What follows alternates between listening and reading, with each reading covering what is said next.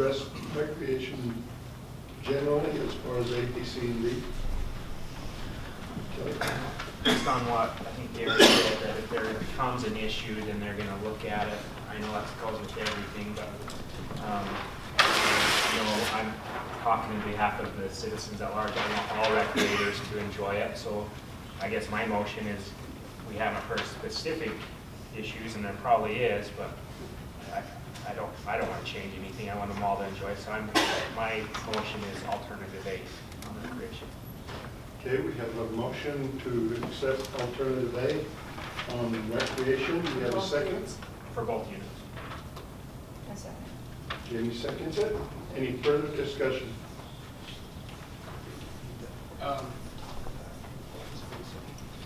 Adam, I would like to talk about the climbing in Indian Creek. about climbing? And yeah. Go ahead. And I don't know how many people is the acceptable amount of people to have down there at one time on the rocks. I don't think there's been any archaeological studies on any of the trails they've made of maybe Lee knows up on the. A few of them have been surveyed, but they've likely expanded beyond there. I have found documentation of prior surveys. So I mean, maybe they need, maybe a lot of those trails need to be surveyed and determined whether or not they need to be moved.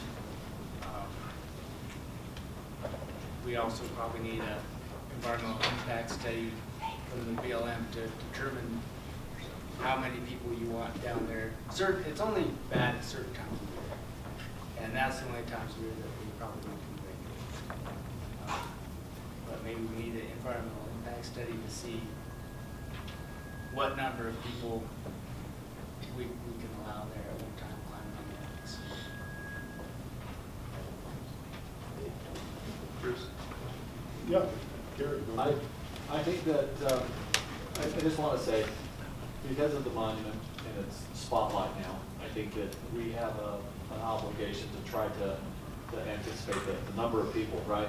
We're getting more people.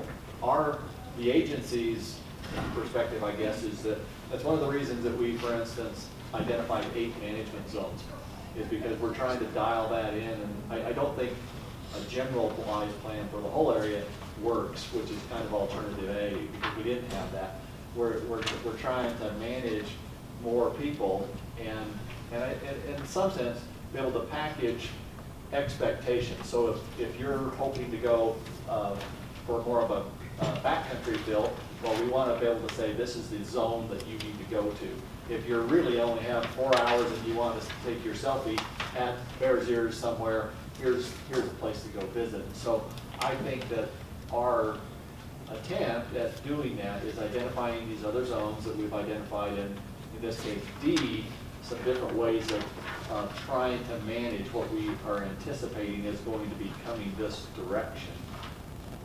So I would just add that to, and I don't think that alternative A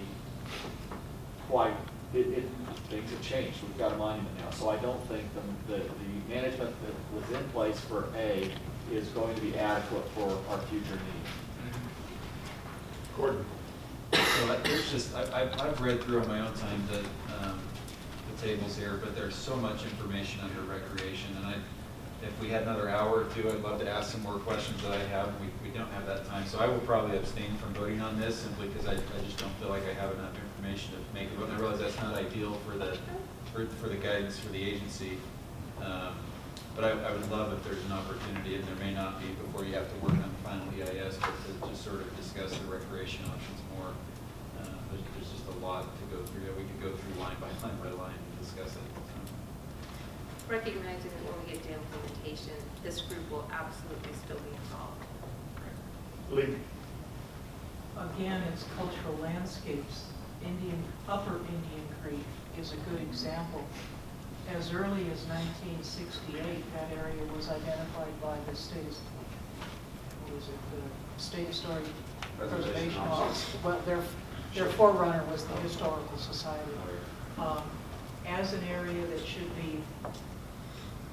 that was eligible for the National Register of Historic Places as a district, not its individual sites.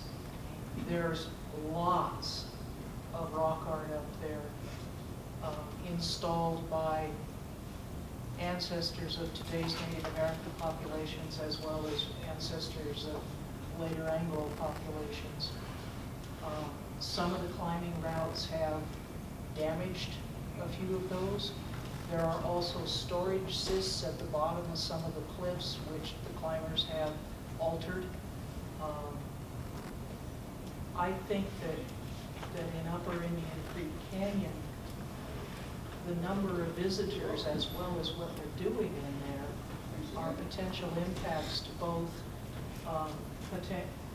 traditional cultural properties that the tribes may be aware of, as well as cultural landscapes, and needs a whole lot more attention than we have time today to discuss, and probably that you have time to make revisions to in the plan, but I don't think it's adequately addressed for, specifically for that area. There's also places along Cold Ridge that are of a similar nature where modern uses are damaging historic and prehistoric use. Thanks.